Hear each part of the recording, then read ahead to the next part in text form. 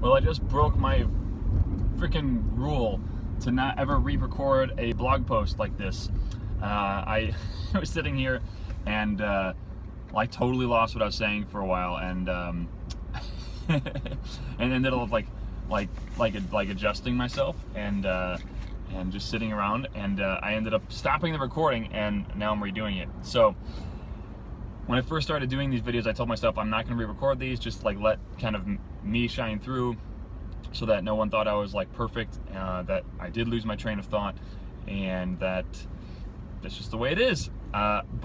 So now I had to come clean. Since I lost it, I have to come clean. So this is the blogging in your car day, I guess. I have to do a lot of these while driving, just because it's really the best time for me to like put a video on and have a few minutes to just like sit and chat. And a lot of you guys have told me, I appreciate all the surveys that came back, told me that videos are the #1 form of media that you like to consume. I was actually shocked. I would have thought it'd be podcast, because I like to do podcasts and audios, training audios and stuff the best, because I can listen to them while doing other stuff.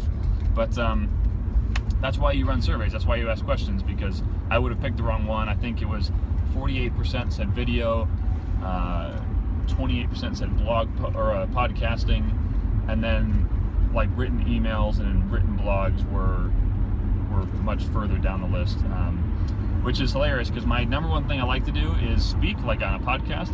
Second favorite thing is write. Third favorite thing is video, which is super funny. But video comes not super naturally to me, but natural enough to where I don't want to shoot myself. Let's turn this bad boy on for a little bit. We're on Lower Wacker Drive, which is underground, like it runs underneath Chicago. So if you know this area well enough, you can take the lower routes and avoid all the traffic up top, which is super nice. It smells like every sort of fuel that you could ever think of, and it's pretty hilarious. But if you're comfortable down here, you can just typically bolt through the city in a pretty quick time. But it only runs like one major way. It's just a one straight line, and then there's one other road that goes the other way. But if you fall out of that like T section, then you're just screwed, and you have to go up top. But so I wanted to talk with you guys today about oh, by the way, if you ever think of like a name for this blog, let me know. It's not going to be blogging in your car. That's too much of like a rip off of Marketing in Your Car, which is a podcast I listen to, which I like a lot. But so I have no intention of doing that. But today I want to chat about what you can invest in to get your biggest return. Ooh, that sounds fun, right? Well, there's really only two things that we invest in that are not to do with like, physical assets out there in the world, and not to do with other people.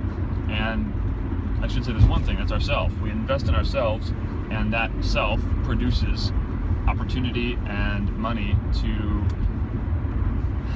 live our lives. And so here's my first question. There's two sides of ourselves, the physical and the mental.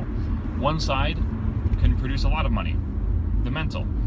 Every successful person you've ever heard of on planet Earth that has ever become successful, made a lot of money, like crossed 7, 8 figures, 9 figures, always does it with an idea or a business, or they're a large leader of some kind, whatever. You never heard of like a millionaire, 8-figure, 9-figure earner who is a plumber or a mechanic. And I was a mechanic, so before you start throwing stones, calm down. You never met a 8-figure, 9-figure earner who was an office worker, like a basic office worker. And now I'm not saying plumbers don't become millionaires, mechanics don't become millionaires, or office workers don't become millionaires. They do if they take their skills and they use their mind to leverage those skills to make a lot of money. Basically what I'm saying is you can't trade your time. You can't be a plumber and charge $5,000 an hour to make $1 million a year, right? You can't be a mechanic and charge $3,000 an hour to fix a car, because the dude down the street's just as good as you and he'll charge $25 an hour. So you have to use your mind to figure out a way to leverage your skills to make a lot of money. So my questions to you are this. Number one, how much time do you spend feeding your body, which is worth a grand total of, let's say, $25 to $50 an hour, versus how much time do you spend feeding your mind, which could be worth limitless money? we spend, I don't know, let's call it an hour every day getting ready. If you were to average it out, I know some people are less, some people are more, but I feel like an hour is fairly safe when we're trying to average in both guys and gals. I know guys, some of you are like 20 minutes. I know gals, some of you are 20 minutes. I know some of you guys and some of you gals spend an hour and a half, 2 hours getting ready. So we're just going to call it an hour and leave it there. Let's say we spend 30 minutes a meal eating. It's an hour and a half a day eating our meals. Most likely that's super conservative because that's not factoring in going and finding the food, cooking the food, if we're cooking it, anything like that. So minimum, we're spending 2.5 hours a day feeding our bodies that can produce, what, 25 to 50 bucks an hour? On the flip side, how much time are we spending feeding our minds? How much time are we spending reading success books, reading sales books if we're in the sales industry, marketing books if we're in the marketing industry, network marketing material if we're in network marketing, which you probably all are? How much time are we spending listening to audios or podcasts or training material or watching, blog post videos or training videos? How much time are we spending feeding our mind? My personal belief is this. I always thought from the very beginning, if I'm going to show up for work, so if I'm going to show up for my job, I'm going to show up for my business. If I'm sick and I show up to work because I needed the money or I didn't have any more sick days left, if I needed to show up to work, I'm showing up for my business. Same thing. If I'm feeding my body that day, I'm feeding my mind. Basically the way I think of this is this. If I eat a meal, if I'm hungry and I eat an apple, I'm going to listen to an audio or I'm going to read a little bit of a book, something, because this is worth way more than this as far as money goes. Now, you need to take care of your body to make sure that you stay alive. I get it. I'm not going there today.